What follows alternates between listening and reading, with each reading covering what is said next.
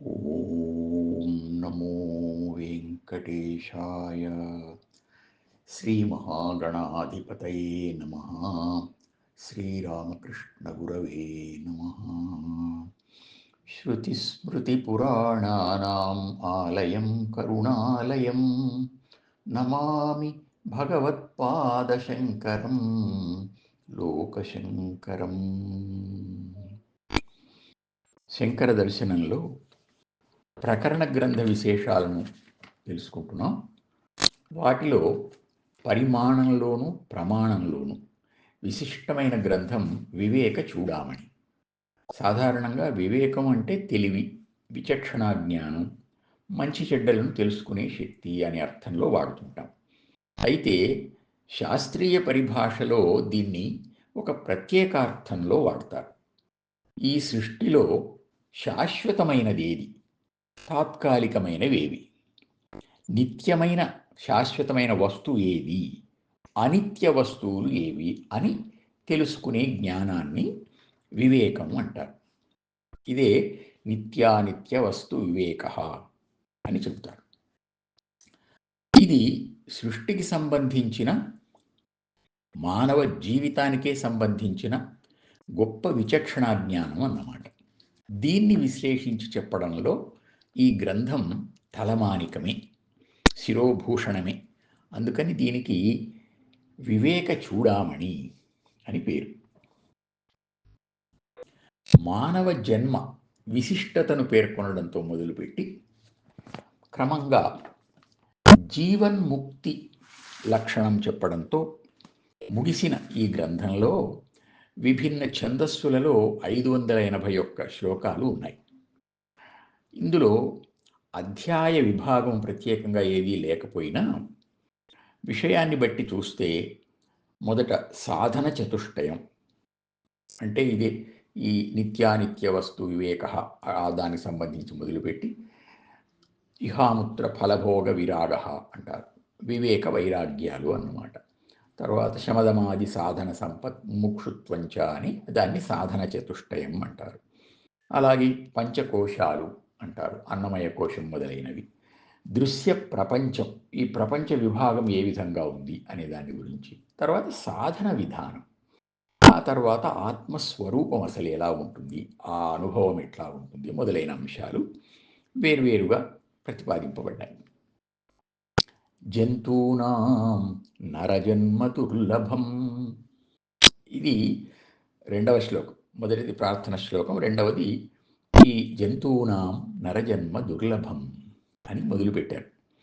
ఆ తరువాత మూడవ శ్లోకంలో ఒక సుప్రసిద్ధమైన మంచి అంశం చెప్తున్నారు.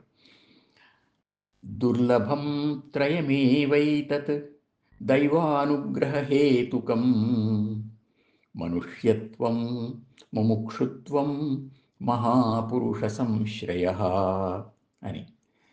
మనుష్య జన్మ దుర్లభమైంది, అంతవరకు బాగుంది. అది రావడమే కష్టం. ఎన్నో 84 లక్షల జీవరాశులు అంటారు, వాటిలో మనకు మానవ జన్మ వచ్చింది, అది విశేషం. అది లభించిన తరువాత మోక్షం కావాలి అంటే మళ్ళీ మళ్ళీ ఈ పునరపి జననం పునరపి మరణం కాకుండా ఒకే పరమానంద స్థితిలోకి వెళ్ళాలి అనే కోరిక మోక్షం కావాలి అనే కోరిక ముముక్షుత్వం అంటారు. అది కలగడం, అది కోరిక కలగాలి మనస్సులో. అది మనం చెప్తే వచ్చేది కాదు, దాని అంతకది కలగాలి. అందుకని అది మరింత అదృష్టం. ఆ కోరిక కలిగిన తరువాత దాన్ని తీర్చగలిగిన మహాపురుషుడు, సద్గురువు లభించడం, అది ఎంతో సుకృతం. ఈ 3 అంశాలు లభిస్తే వారి పట్ల భగవంతుని అనుగ్రహం పూర్ణంగా ఉన్నట్లు. ఇవి నిజంగా దుర్లభం, ఈ 3 అంశాలు కూడా దుర్లభం త్రయమేవైతత్ దైవానుగ్రహ హేతుకం. ఇది దేవుడి దయ, ఇలా లభించటం అనేది భగవంతుడి దయ. అంటే వీటి లబ్ధి కోసం మనం, ఒకవేళ మనకు ఇవి లభించకపోతే, మానవ జన్మ ఎలాగూ లభించింది, మిగిలిన 2 విషయంలో లభించకపోయినట్లయితే, అంటే ముముక్షుత్వం రావడం లేదు లేదా గురువు లభించడం లేదు అంటే వాళ్ళ కోసం, వాటి కోసం భగవంతుణ్ణి చిత్తశుద్ధితో ప్రార్థించాలి అన్నమాట. మానవుడు సాధారణంగా మనం లౌకిక విద్యలు నేర్చుకోవటం వీటి విషయంలో ఉంటాం.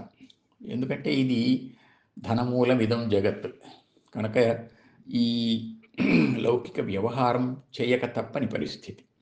అయితే లౌకిక విద్యలు సాధించటము, మంచి వక్తృత్వం, మంచి పాండిత్యం సంపాదించడం ఇవన్నీ భుక్తి కోసమే అని గమనించాలి.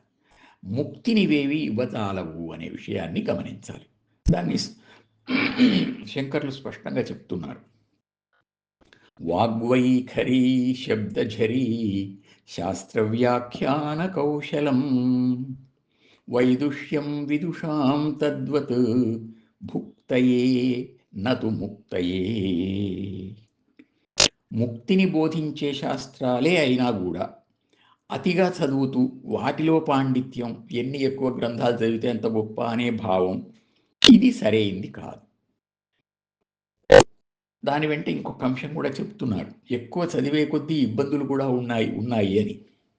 శబ్దజాలం మహారణ్యం చిత్తభ్రమణ కారణం అన్నారు. శబ్దజాలం ఒక మహారణ్యం లాంటిది. అది చిత్తభ్రాంతికి కారణమవుతుంది, అంతేగాని చిత్తశాంతికి కారణం కాదు. అందువల్ల తత్వజ్ఞులైన వారిని ఆశ్రయించి తత్వాన్ని ప్రయత్నపూర్వకంగా తెలుసుకోవాలి అని శంకరులు పేర్కొన్నారు. శబ్దజాలం మహారణ్యం చిత్తభ్రమణ కారణం అతః ప్రయత్నాత్ జ్ఞాతవ్యం తత్వజ్ఞాత్ తత్వమాత్మనః అని. కనుక మనం తత్వజ్ఞానం తెలుసుకోవాలి అని పుస్తకాలు చదువుకుంటూ కూర్చోవడం కాకుండా తత్వజ్ఞులైనటువంటి మహాత్ముల దర్శనం చేసుకోవాలి అని, వాళ్ళ ద్వారా వెంటనే లభిస్తుంది మనకు ఆ సూక్ష్మమేదో. అందుకని గురువు ద్వారా తెలుసుకోవలసిన సత్యం తత్వం. ఆ తత్వం అనే శబ్దానికి చాలా విచిత్రమైన అర్థం ఉంది. వేదంలో తత్వం అసి అని ఒక మహావాక్యం ఉంది. దానికి అర్థం ఆ బ్రహ్మమే. తత్ ఆ బ్రహ్మమే, త్వం అసి నీవై ఉన్నావు. ఇదే తత్వమసి అనే వేదవాక్యం. దీన్ని మకుటంగా చేసుకొని శతకాలని పద్యాల్లాగా 10 శ్లోకాల్లో శంకరులు మానవుడు శరీర భావం నుండి బ్రహ్మభావానికి ఎలా ఎలా ఎదగాలో, ఎలా చేరుకోవాలో వివరించారు. మొదటి శ్లోకం ఇలా సాగుతుంది.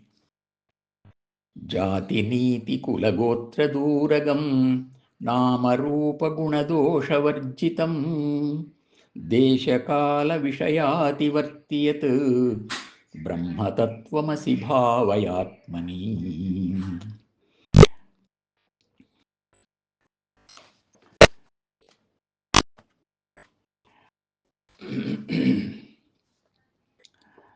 పుట్టుకతోనే మానవ శరీరం అనే ఒక రూపం ఏర్పడింది.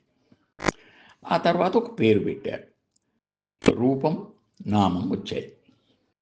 ఆ తర్వాత మానవ జాతి, భారత జాతి, ఆంధ్రజాతి, ఇలా మనం ఉంటున్న ప్రదేశాన్ని బట్టి ఒక జాతి అని ఏర్పడింది. దాని వెంట కొన్ని నియమాలు, పద్ధతులు, అవే రాజనీతి, లోకనీతి, వర్ణ ఆశ్రమ నీతి, ఇవన్నీ వచ్చాయి. కులం అంటే ప్రస్తుతం వాడుకునే కుల వ్యవస్థతో పాటు ఒక సంఘం, అసలు సంఘంగా ఏర్పడడం అనేది ఏర్పడింది.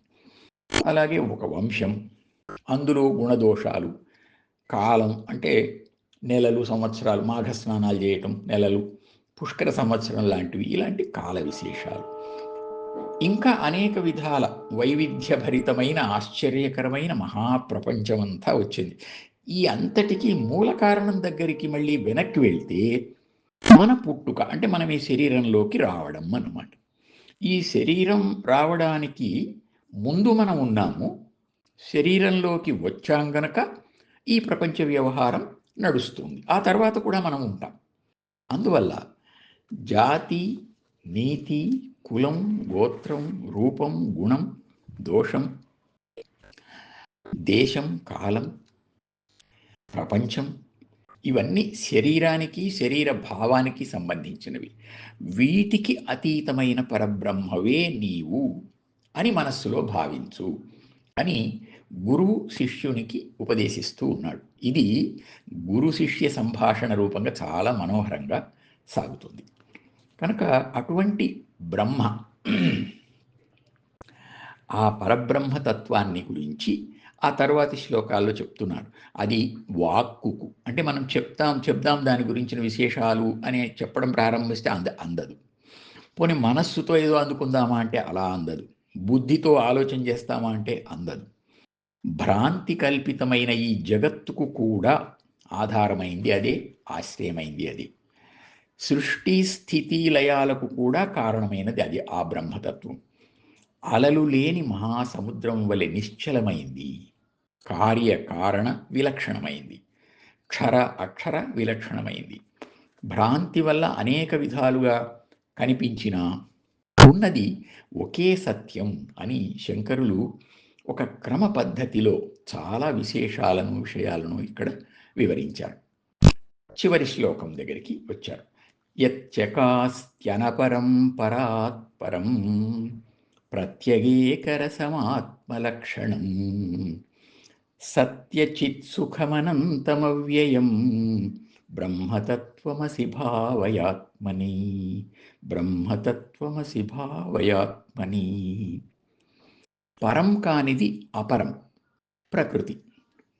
ప్రకృతికి అతీతమైంది అనపరం. అట్లాంటి అనపర స్థితి అది. గొప్పవాటి కంటే గొప్పనైంది.